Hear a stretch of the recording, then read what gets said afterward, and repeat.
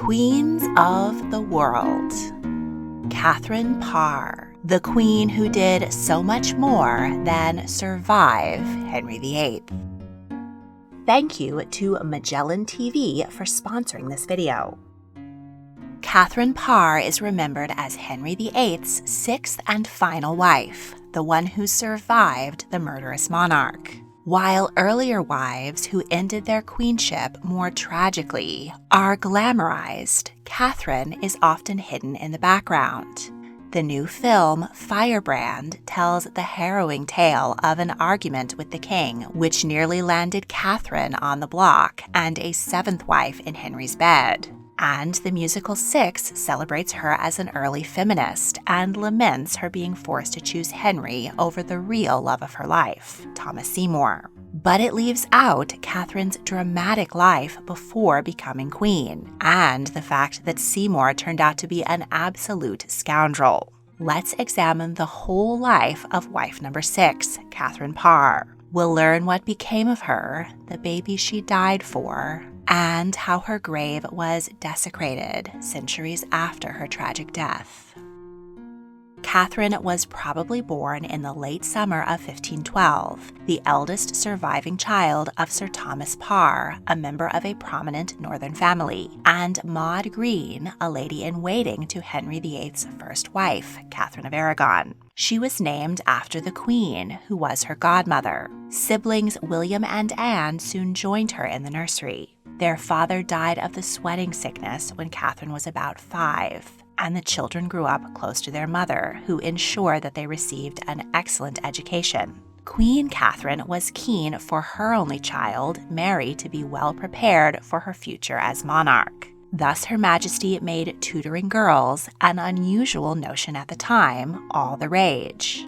Young Katherine Parr loved learning. She studied philosophy, theology, and the classics, and became fluent in French, Latin, and Italian. According to a likely apocryphal tale, she loathed the traditional feminine art of embroidery and protested to her mother, "My hands are ordained to touch crowns and scepters, not spindles and needles." When Katherine was about 11, her mother began negotiating for her marriage. But because of her meager dowry, prominent families weren't interested.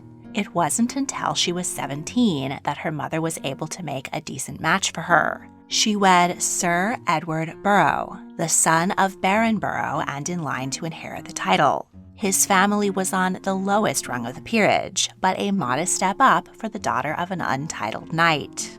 Katherine's groom was in his early 20s, but he was in poor health. She spent most of their 4-year marriage nursing him, and they had no children. When she was 19, her mother died. 2 years later, Edward Borough died, and Katherine, just 22, was left alone in the world, with only a small widow's pension. Katherine found a way out of her poverty, in the form of John Neville, Baron Latimer. As a peer, John was a big step up for Katherine. She now had a powerful husband and a large house to run, Snape Castle in North Yorkshire. Her second groom was twice her age, twice widowed, and had 2 teenage children. But despite the age difference, and the fact that, like most women of the time, Katherine married John out of necessity rather than love, the couple got along well and shared a genuine affection. She also cared for his 2 motherless children, John and Margaret. Margaret, in particular, was grateful for her stepmother's love for the rest of her life. But even in this early stage in her story, the king and his matrimonial caprices put Katherine Parr in grave danger. In 1533, the same year she became a widow for the first time, Henry VIII finally managed to rid himself of his first wife, Catherine of Aragon, so he could marry Anne Boleyn. In order to do so, he had to break with the Catholic Church in Rome because the Pope refused to annul his marriage. The English Reformation was based around the Renaissance ideas of Martin Luther, who preached that Scripture was the best source of Christian faith and criticized the Church for growing wealthy by perpetuating superstitious dogma. Henry made himself the head of the Church of England and enforced royal authority over religion. His representatives looted churches and tossed monks and nuns out of their abbeys for peasants who had little concept of Luther's teachings and saw the church as the foundation of their lives. This was tantamount to upturning heaven and earth. Community leaders and relatives who had been given over to religious lives were suddenly homeless, and silver chalices which their grandparents had sipped communion wine from were taken away and replaced with tin. All of this was happening in the middle of bad harvests and an economic recession. On October 1st, 1536, in St. James's Church in Lincolnshire, the people's seething discontent boiled over into rebellion. A monk and a shoemaker led the uprising, and soon 22,000 people across the north of England joined in.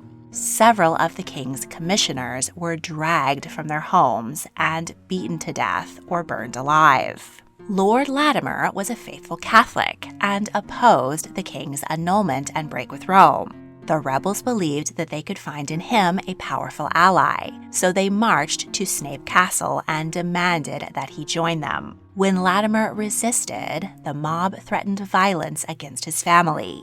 Katherine and the children watched in horror as he was dragged away.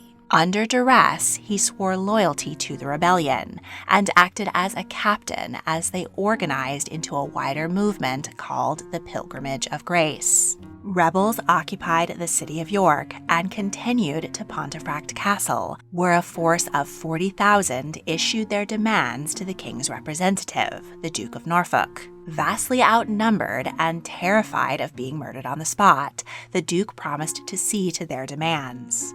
Satisfied, the rebels disbanded. But the king had no intention of capitulating to a bunch of peasants and ignored them. Latimer, fearing royal wrath, made haste to London to explain that he had in fact attempted to dissuade the rebels from questioning royal authority. His story was convincing enough, and he was spared. But when the rebels heard of Latimer's betrayal, they marched to Snape Castle, ransacked the house, and demanded that if Latimer didn't return immediately, they would murder his family. This was a terrifying time for Katherine and her children, but she remained steely in the face of danger. Latimer made haste home and managed to talk the rebels into leaving, but now both sides were suspicious of his loyalties. Poor Latimer just couldn't win. Henry sent his army north to violently end the Pilgrimage of Grace. Martial law was declared in the north, and over 200 rebel leaders were executed. Those of noble blood were beheaded. Commoners and priests were hanged, and the most notorious were also drawn and quartered. A female leader, Margaret Stafford, was burned at the stake. Lord Latimer was spared the scourge, but was locked up in the Tower of London on suspicion of treason. If sufficient evidence emerged to declare him guilty, he would have been executed and his estates forfeited to the crown, leaving Katherine and the children penniless. Luckily, the loyalties of Katherine's uncle and brother, both called William Parr, had been less ambiguous. They were leaders in defeating the rebellion, and they managed to use their credit with the king to secure places at court and get Latimer out of the Tower. With their reputations restored, though tarnished, Katherine and her husband spent the next few years in London. Latimer served in Parliament, while Katherine used her connections to fold herself into the social life of the royal court. Her younger sister, Anne, had been a maid of honor to Queen Catherine of Aragon since the age of 13. When Anne Boleyn became queen, Anne Parr was drawn to her charisma and began following in her Protestant faith. It's not clear exactly when Katherine became a Protestant. Her animosity towards the Catholic rebels who had terrorized her probably made her more open to the new religious notions circling at court.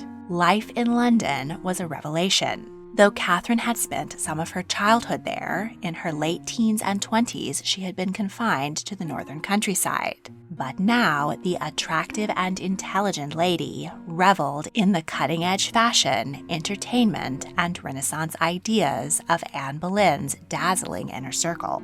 When Queen Anne fell from grace and landed on a scaffold in the Tower, Anne Parr quickly transferred her loyalties to the new queen, Jane Seymour. Lady Parr was present at the baptism of Prince Edward and was part of Queen Jane's funeral cortege. She next attended Anne of Cleves, and when she was promptly replaced with Catherine Howard, Anne Parr remained a fixture in the Queen's household. Both Parr sisters were attracted to dashing men at court with daring reputations. Anne fell for and married Sir William Herbert, the illegitimate grandson of the Earl of Pembroke, while Katherine had a flirtation with Sir Thomas Seymour, brother of the late Queen Jane and uncle to Edward, Prince of Wales. But while she felt a strong attraction to the handsome baron, and he to her, she was not free. Lord Latimer's health was failing, and Katherine spent the winter of 1542 nursing him. By March, he was dead at the age of 49. Katherine mourned her husband and companion of 9 years, but his death also afforded her an incredibly rare opportunity for a Tudor woman, the freedom to determine her own future. Without a husband or position at court, Katherine would have to return to the north. So she turned her late mother's friendship with Catherine of Aragon into an opportunity to befriend the late Queen's daughter, Mary. The princess invited Katherine to join her household, thus ensuring she could remain at court. This also meant she could be near Thomas. Though Katherine might have been dreaming about her future with Thomas while nursing her dying husband, there is no evidence that she actually committed adultery. Thomas, too, was eager to wed Katherine. He surely had genuine feelings for her, as at that time she had little but love to recommend her. Her fortune was modest, and as she was now 30 and had been twice married but bore no children, both Katherine and the court may have suspected that she was infertile, though perhaps not. It was widely known that Katherine's first husband had been too ill to sire a child. Lord Latimer had 2 children with his previous wife, so he was surely capable, but the couple's early years were spent apart and under the extreme duress of the Pilgrimage of Grace. By the time they settled down in London together, Latimer's health was less than ideal. Lastly, it is possible that Katherine did give birth to children who succumbed to the incredibly high infant mortality rate of the time. Because she was not a queen then, but a mere lady, these tragedies may not have been well recorded. Either way, Thomas had hope of a happy marriage and children with Catherine Parr, but those desires were dashed by another man on the hunt for a son. In 1542, Henry VIII was presented with evidence that his 5th wife, Catherine Howard, had committed adultery. By this time, the once tall, handsome, and athletic king had become a corpulent and cantankerous old man. A jousting accident years earlier had left him with an ulcerous leg wound, which oozed pus and was constantly wet from medicinal baths. Herbs and incense were burned in every room to mask the stench of his rotting flesh. Historians also theorize that the same jousting accident inflicted a brain injury, which changed his personality and caused his hair-trigger temper. Constant pain and immobility allowed him to pile on weight. His leggings were 52 inches at the waist and could comfortably fit 3 men. 16-year-old Catherine Howard had tried to play the part of a devoted wife, desperately in love with the monstrous ego that was her husband. But whether she succumbed to her hormones or immense pressure from her family to conceive a child, despite the fact that her husband was almost certainly impotent, Katherine did undoubtedly commit adultery with Thomas Culpeper. She was arrested, and her lady-in-waiting, Anne Parr, was entrusted with the safekeeping of the Queen's jewels. Queen Katherine was locked in the Tower, put on trial for treason, and beheaded. All this went down while Lord Latimer was still in his sickbed. Like Thomas Seymour, the king took notice of the pretty and poised pending widow. At least 2 weeks before her husband was in his grave, the king sent Katherine costly gifts and visited Princess Mary multiple times a day, not to spend time with his long-suffering daughter, but to flirt with Lady Parr.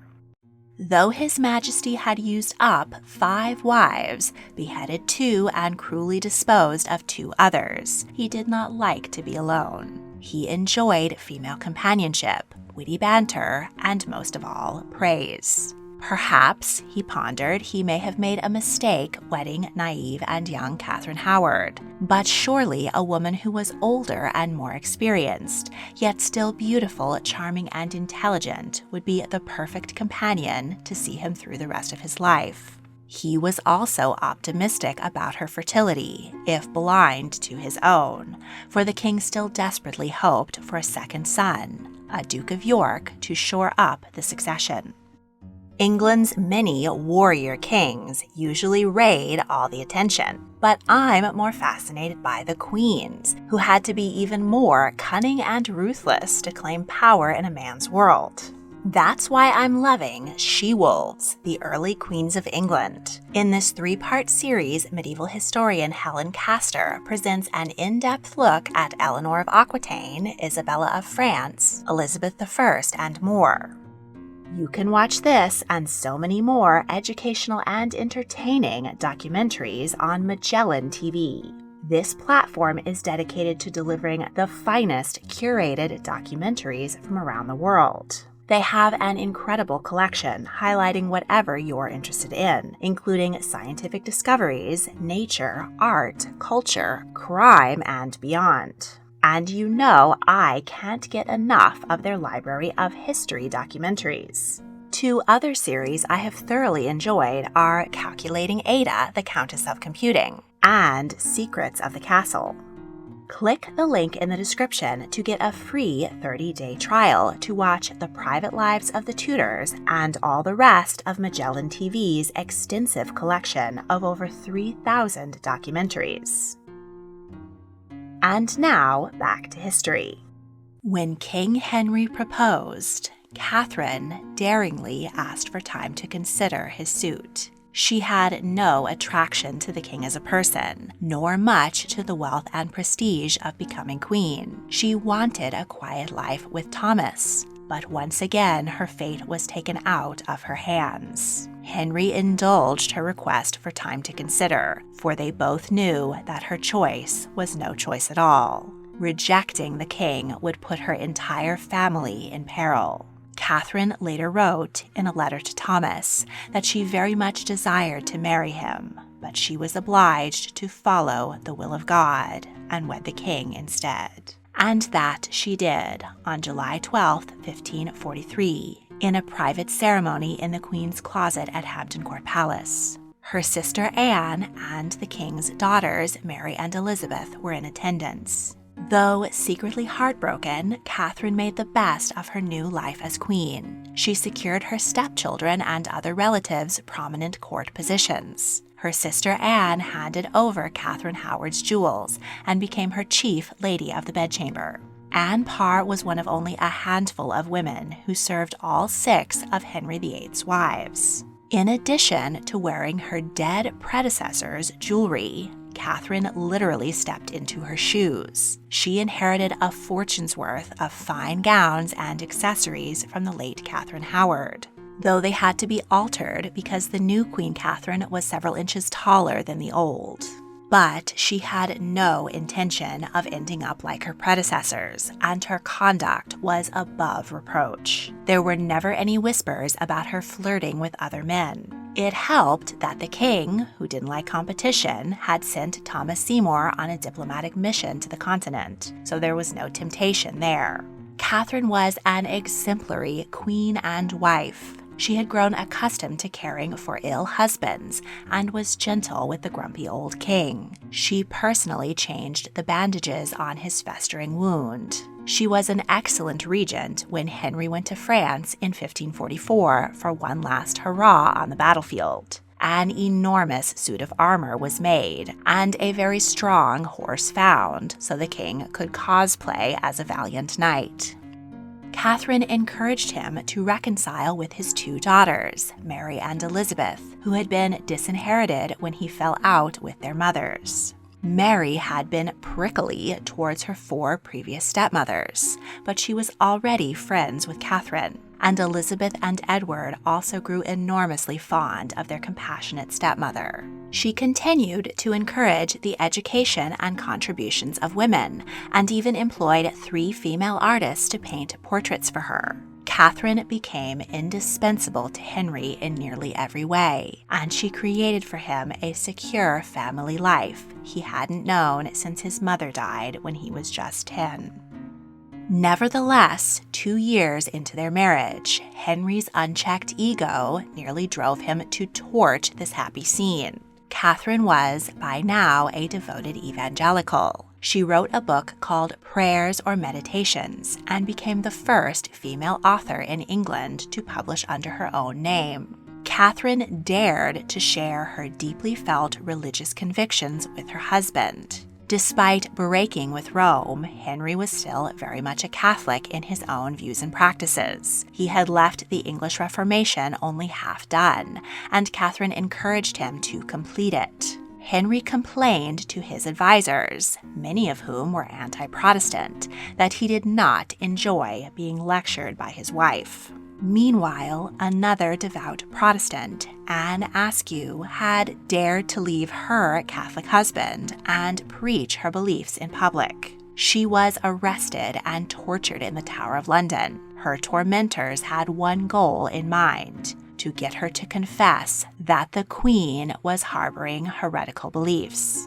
Anne was friendly with Katherine and knew full well that she was a Protestant, but despite months of agony on the rack, she protected her friend and went silently to be burned at the stake.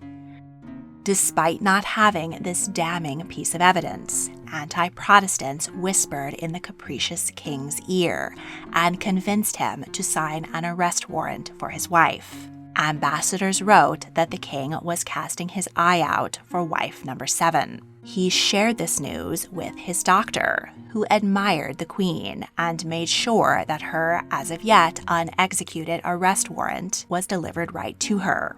Katherine was terrified and lamented, but unlike her predecessors, she was forewarned. She had faced peril before and remained steely. She ordered her ladies to dispose of their controversial books, and she went immediately to see the king. She begged his forgiveness and said that she had never meant to undermine him. She was only debating him in order to distract him from his painful leg and to learn from his wisdom. Of course, she had no thought or will save his.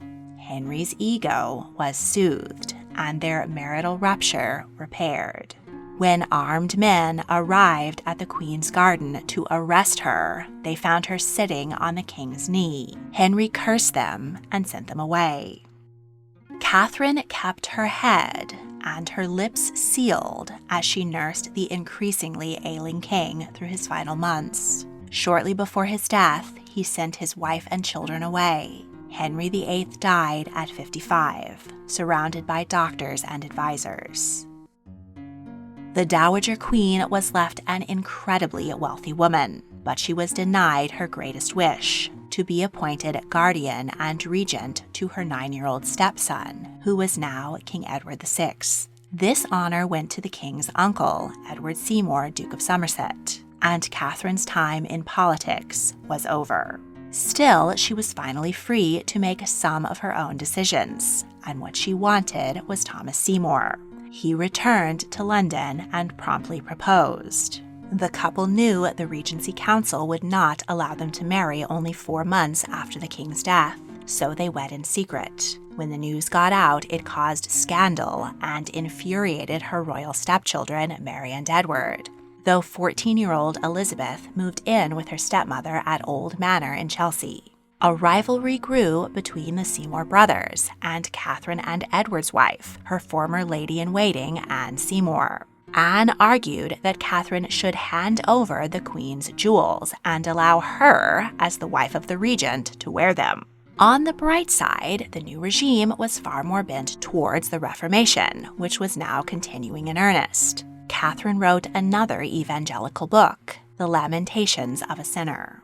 At 35, Katherine became pregnant for, as far as we know, the first time. During her pregnancy, Thomas's behavior towards his wife's ward, Princess Elizabeth, became increasingly inappropriate. Katherine wasn't aware, but her husband had initially proposed to the princess. Only after she turned him down did he settle for the Dowager Queen.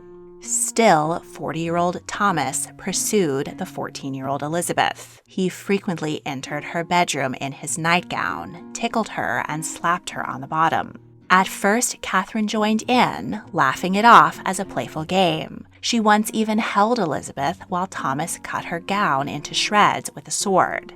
But when Katherine caught Thomas and Elizabeth in an embrace, she realized things had gone too far. She sent Elizabeth away for her protection.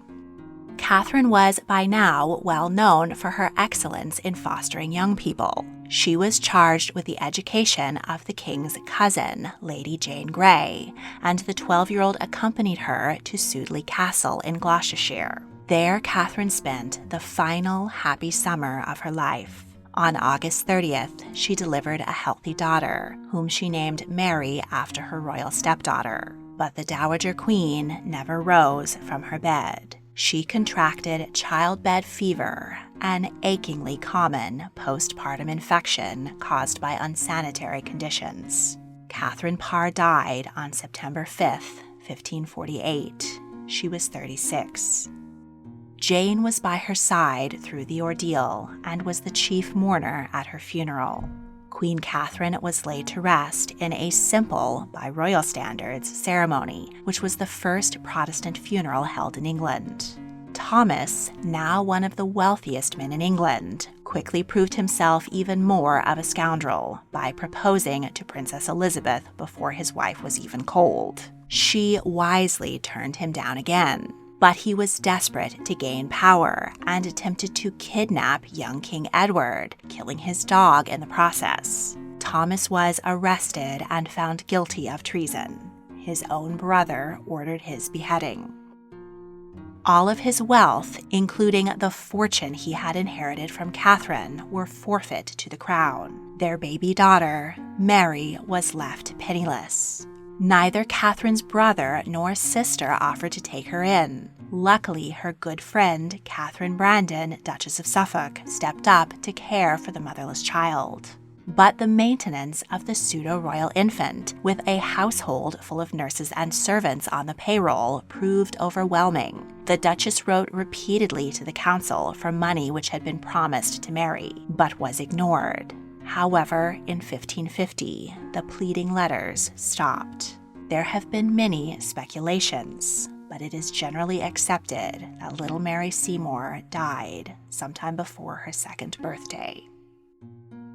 There ends the line of the remarkable Queen Katherine Parr, but disturbingly, her story is not quite over. During the English Civil War, Sudeley Castle was used as a base for King Charles I. It was sieged and sacked in 1643, during which Catherine's original monument was destroyed. In 1782, a member of the local gentry searched the ruined chapel and found the lost queen, buried 2 feet deep in a lead coffin. He removed the lid and found her perfectly preserved and wrapped in linen cerecloths. But once the corpse was exposed to the air, it began to decompose at an accelerated pace. Now that the location of Catherine's body was known, she was repeatedly dug up, so numerous people could make so-called scientific observations and gawk at her. After a dinner party, a group of drunken revelers exhumed her, pulled out her golden hair, knocked out her teeth, used a spade to cut off her head and pull off her arms, then stabbed her repeatedly with an iron bar. They then threw her mutilated corpse into a new, deeper grave. In 1817, the local reverend dug Katherine up once again. He found her coffin upside down, and only a skeleton and a few shreds of dirty hair and cloth remained. Her coffin was repaired, and she was placed in the tomb of St. Mary's Chapel. In 1861, a new monument was erected to Queen Katherine Parr, who now rests, finally, in peace. Henry VIII ruined the lives of 6 sorry wives, but 7 other women managed to escape marrying the murderous monarch. In next week's episode, we'll meet them and consider how history might have been different if they had walked down the aisle with Henry VIII. In May 2024, I had the incredible opportunity to host a group of fellow history lovers on a tour of Bonnie, Scotland. We had such an amazing, fun, historical, and low-stress trip with an excellent local guide who planned fascinating experiences and lovely hotels and restaurants for us to enjoy. But the best part was the group. Everyone was curious and kind, and we all became friends along the way. By the farewell dinner, we were already planning our adventure for 2025. And I'd love to bring you with us on my next historic travel adventure. Perhaps we'll explore the ancient ruins of Greece, the picturesque castles of Germany, or the warm palaces of Istanbul. If you're interested in traveling with me in 2025, please take the survey linked in the description for more information and to help me decide where we'll go. Don't want to wait to see the next episode? Patrons get exclusive early access to all of my multi-part series. If you would like to join my Patreon and help me make more fascinating videos, click on the link in the description. Thank you for watching.